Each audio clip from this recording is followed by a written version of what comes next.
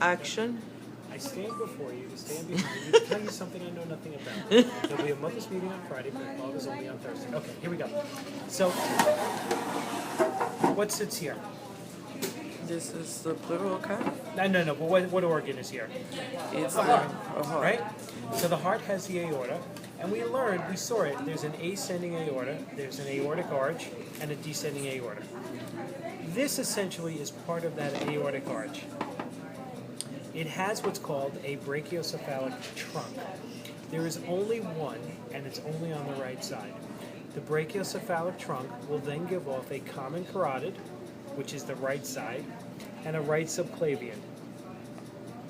On the left side, the left common carotid and the left subclavian come directly off the aortic arch. So on the right side, there's a brachiocephalic trunk, which then gives off a common carotid and a right subclavian. And on the left side, there is no brachiocephalic trunk. It immediately gives off the left common carotid and the left subclavian. The aorta, after it becomes the descending aorta, comes down, and in this region, it's called the thoracic aorta. Once it crosses the diaphragm, it is the abdominal aorta. The abdominal aorta gives off several major vessels. First of all, one is called a celiac trunk, which has 3 arteries, which we'll talk more about when we do digestion. It has a superior mesenteric, which goes over the renal artery and vein. And it has an inferior mesenteric, and both the mesenterics end up coming down towards the intestinal region. Again, more to follow.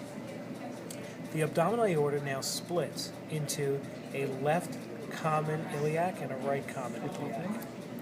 From here, they split into an external and an internal. External and then the internal. Coming off the abdominal aorta, again, the renal artery, here and here. Now when we look at the veins, we have the common iliac vein, which blend to form the inferior vena cava. Right? Now remember that this is all coming up this way. Arteries branch and veins receive blood. So these are all receiving, they're all kind of coming in, they're coming up this way, they're merging, and they're forming the inferior vena cava.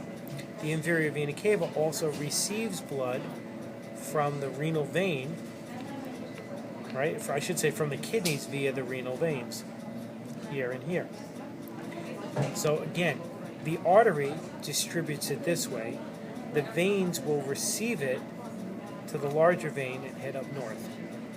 When we look at the side here, we have a right subclavian vein and a right external jugular vein. These will merge to form the right brachiocephalic vein. Same thing on the left side. The left brachiocephalic vein. So where there is one brachiocephalic trunk, I'll label it here, let's say, there are 2 brachiocephalic veins. The brachiocephalic veins now merge to form the superior vena cava. Okay? That's good for now. Let me do the arm.